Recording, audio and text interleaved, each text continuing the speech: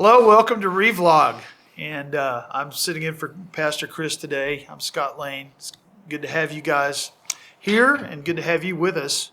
And so we look at Mark chapter 5, the demoniac and legion and swine, mountains, sea. What did he call me? All kinds of things. And so just going to get your initial impression of this story. Brian, I'll start with you. I love how you mountains, sea, air, demons. What more could you want? It's got it all. Got it all. Yeah. I love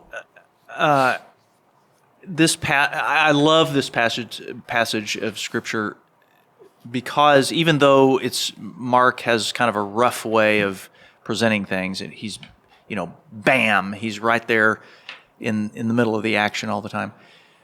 There is a tenderness in Jesus here, and especially when you look at this story in the other versions of it.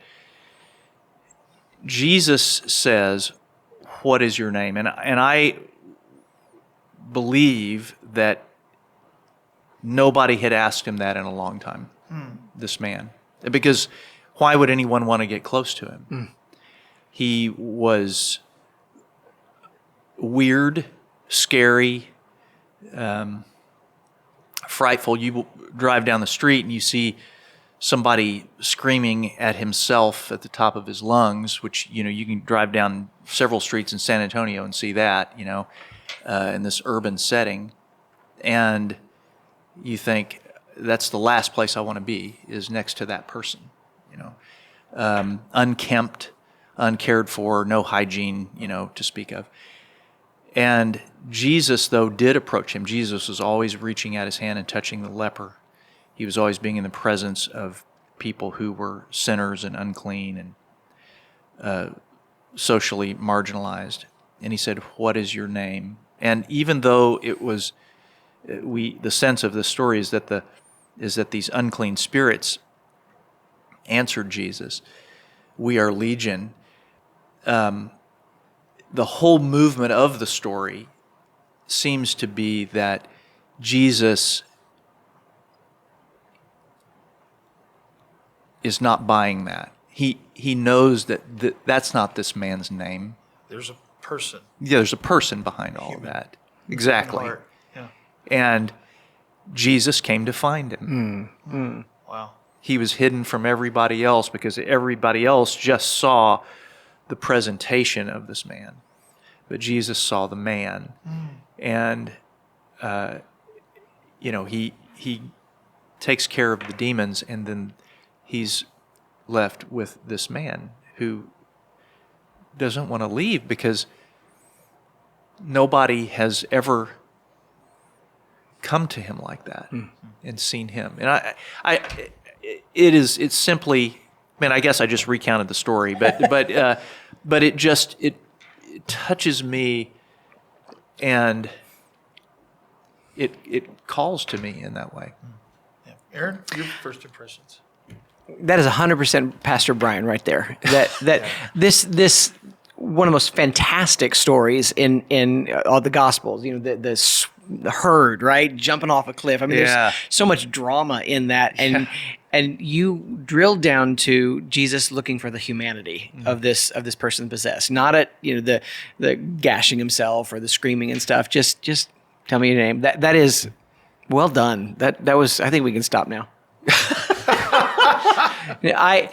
As we're looking ahead, or have been looking for 3 or 4 weeks now in the Gospel of Mark, one of the things that we've been talking about in worship is how do people respond to the Lord? How and that's because we are constantly responding to Him, sometimes unconsciously, but hopefully more and more as believers consciously choosing what the Lord wants for us, or at least recognizing that I'm choosing. I feel this prompting, and I'm saying no to him. We have 3 very distinct responses here.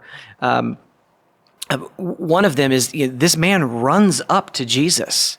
This demon-possessed man, with the demons inside him, runs to Jesus. We see this running. We see in the prodigal son. We see the father running to the son. But just this idea of being near, to draw near. There's something about Jesus that even Legion didn't want to be cast out, but it just Jesus draws people near to him.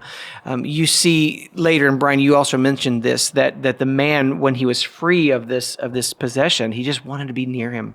He just wanted to just stay near the one that made him whole. Yeah. And Jesus says to him, you've got a job to do now. Your job, we can stay on the mountain, right? Moses can stay on the mountain. Peter and the others, they can stay up on that Mount of Transfiguration. But there's so many people that need to hear this story of what just happened to you, and you've been away from people, but they need to know now that there is a God that knows you, even if you're so wounded. And then the third response I see is of these local people. And the other Gospels tell it a little bit differently. They add, they're more worried about the loss of income than anything that's happened. All they can see is the loss of that herd, and heaven forbid that a life has been saved, or that doesn't matter. It's that I lost money. So there are responses that were made. Let's kick this guy out of the city because he cost us money. Yeah. There is these demons that just, what do you want with me? Mm-hmm. Recognizing this power and authority of Jesus, and then the man who had been healed to say, just let me be close to you. Yeah, love that. And you mentioned the gashing and the self-harm there. I mean, people still do this today. Yeah, of course, and the body is the locus, the center point of a lot of suffering, a lot of agony, not just physical pain, but emotional, devastation, but it centers on the body, and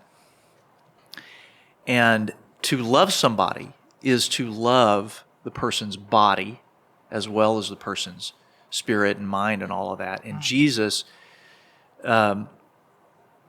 cares for all of that. Yeah. He makes sure that we see, I can't remember if it says it here or in another place, but he's clothed and in his right mind. Jesus, we're led to believe that Jesus is making sure that this man has his dignity reflected, by saying, let's get this man some clothes, and he loves this person, body and spirit. I think. What question do you have? Well, how come people repulse me?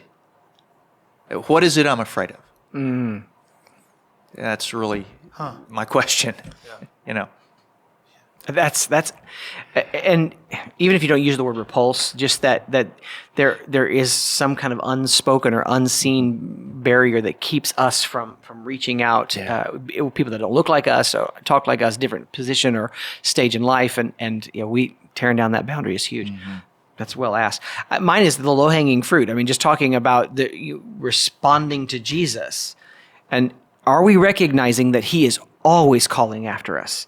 And how are we responding? Well, how today? What is He calling us to do? What is He calling us away from? What is He speaking into our lives? And how are we acknowledging that? Are we saying, "Leave me alone. Don't talk about that. I don't want to deal with that right now"? Are we saying outright no? Are we saying, "Here I am, send me"? Am I saying, "Whither thou goest, I will go"? How are we responding to Jesus today? We'd like to hear your response to this vlog today and this passage of Scripture. So if you want to leave your comments down below, we can do that. Thanks for joining us. And we love you guys, and we'll see you next week.